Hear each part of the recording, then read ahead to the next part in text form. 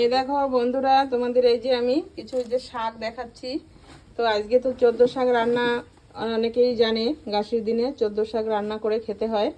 তো এই শাকটার তাৎপর্য হচ্ছে, এই 14 রকমের শাক নির্দিষ্ট যদি সেই যে শাকগুলোই খাওয়া দরকার সেই শাকগুলো খাওয়া যায়, তাহলে শারীরিক অনেক রকম রোগ মুক্ত হওয়া যায় এবং হজম ক্রিয়াটাও মানে ভালো হয়। তার জন্য আমাদের প্রথাতে আছে, বাঙালি প্রথাতে, যে মানে দেওয়ালির আগের দিন চতুর্দশীতে এই শাকটা রান্না করে খেতে হয়। তো দেখো আমরা 14 রকমের শাকই জোগাড় করেছিলাম, সেটা রান্না হয়ে গেছে।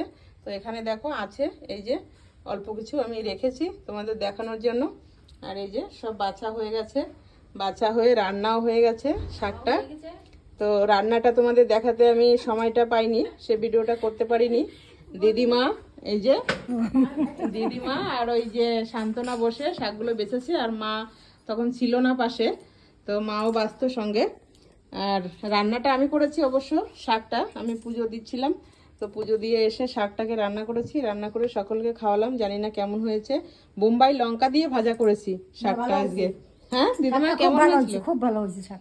দিদিমা বলছে শাকটা খুব ভালো হয়েছে, কিন্তু বিনা পেঁয়াজ রসুনে করেছি আজকে, মানে নিরামিষ। আর এই দেখো, এই যে ছেলেরা সব বাজি এই যে নিয়ে চলে আসছে। তো আমরা দেওয়ালির জন্য একটু একটু করে সবই তৈরি হচ্ছি। তো ধানতেরাসের কালকে পুজো ছিল, সেই তিথিটা আজকে পর্যন্ত ছিল। তো আমি কালকে করতে পারিনি, তাই আজকে সেই পুজোটা করেছি। তো ছোট্ট একটু ভিডিও তোমাদের জন্য করেছি, অবশ্যই তোমাদের ভিডিওটা আমি দেখাবো। তো দেখো বন্ধুরা, এই যে বাজিগুলো, আর এই যে সঙ্গে মিঠাইও আছে। ছেলেরা অনেক মিষ্টি নিয়ে এসেছে, বন্ধু বান্ধবদের, আমাদের স্টাফদের সকলকে দেবে। আর আমাদের জন্য এই দুটো রেখে গেছে। তো তোমাদের আরও কিছু ভিডিও আমরা আগে দেখাবো। তো চ্যানেলটিকে সাবস্ক্রাইব করে পাশে থাকবে নতুন ভিডিওগুলো দেখার জন্য। টাটা বন্ধুরা, টাটা দিদিমা, টাটা। টাটা মা। টাটা।